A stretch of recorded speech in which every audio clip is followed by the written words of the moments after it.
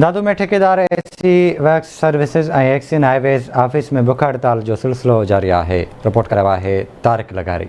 दादू में ठेकेदारनि पारां work services खाते जे सुपरिंटेंडिंग इंजीनियर ऐं एग्जीक्यूटिव इंजीनियर हाईवेज ख़िलाफ़ संदन ऑफिस में एहतजाज जो सिलसिलो शुरू कयो वियो आहे। ठेकेदार गुलाम नबी मेमण जो चवणु हो त एसी ऐं इंजीनियर खे अॻु में 1.5 सैकड़ो रिश्वत ॾींदा हुआसीं, हाणे 2.5 सैकड़ो रिश्वत तलब कई वञे थी। रिश्वत न ॾियण ते बिल सही नथा कया वञनि। ठेकेदार मीर हसन लुंड जो चवणु हो त ऑफिसर ऑफिस में नथा वियनि। 1.5 महीने खां ऑफिसनि जा चकर काटे रहिया आहियूं। मजबूरन गुज़िरियल ॾींहं खां ऑफिस में पट ते वेही एहतजाज करे रहिया आहियूं, पर केर बि असांजे एहतजाज जो नोटिस न पियो वठे। ऑफिसर रिश्वत खां सवाइ कमु नथा कनि। ठेकेदार मुनीर मेमण जो चवणो त एमएनएज ऐं एमपीएस जूं स्कीमूं रुली रहियूं आहिनि। हुकूमत तरक़ियाती स्कीमनि जा करोड़े रुपया जारी कया आहिनि, पर कामोरनि जी रिश्वत सबबि करोड़े रुपया लेप्स थी वेंदा। न्याज़ पंवर जो चवणो त 1.5 महीनो अॻु टेंडर थिया आहिनि, पर वधीक रिश्वत तलब करण सबबि कागज़नि ते ऑफिसर सही नथा कनि। हिननि मुतालबो कयो त ॻरी रिश्वत जो नोटिस वठी असांजा जाइज़ मसइला हल कया वञनि। एसी साहब ऐं इंजीनियर साहब हाणे टेंडर कया 10, जंहिंमें 3 त ईअं ॻुझ ॻोह में थी विया हलिया, बाक़ी 7 टेंडर ऐं 7 टेंडरनि जी एस्टीमेट जी पास करण जी फी एस्टीमेट ते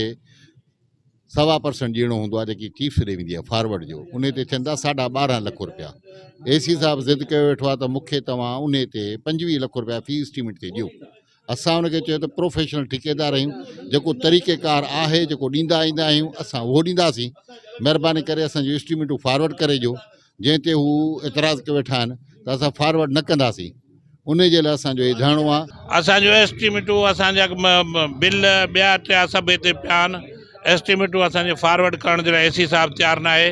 चवे थो त मूंखे 2.5 करोड़ रुपया पैसा ॾियो त पोइ मां फॉरवर्ड कंदुसि एस्टीमेटूं। उन जे लाइ 2.5 करोड़ असां किथां ॾियूं हिननि खे। हाणे बराए महिरबानी आला ऑफिसरनि खे असांजा अर्ज़ आहे त हिननि खे पाबंद कयो वञे। कमीशन एतिरी था घुरनि जो हाणे असां उन एस्टीमेट जे पोयां वञण ई छॾे ॾिनोसीं। हाणे कीअं एतिरा हिननि खे पैसा ॾियूं, इहा स्कीमूं हलंदियूं कीअं?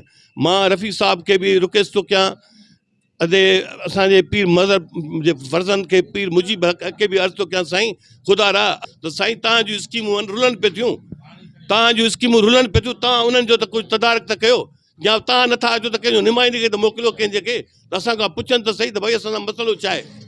असांखे केरु पुछण वारो केरु कोन्हे, न डीसी पुछण वारो आहे, न का ॻाल्हि आहे। 1.5 महीने खां मथे थी वियो आहे त दादूअ में जेकॾा टेंडर थिया आहिनि, उन टेंडर जे रुश्वत जे करे वधीक पैसनि जे करे माना जेको आहे उन कागज़ातनि ते सही नथी कई वञे।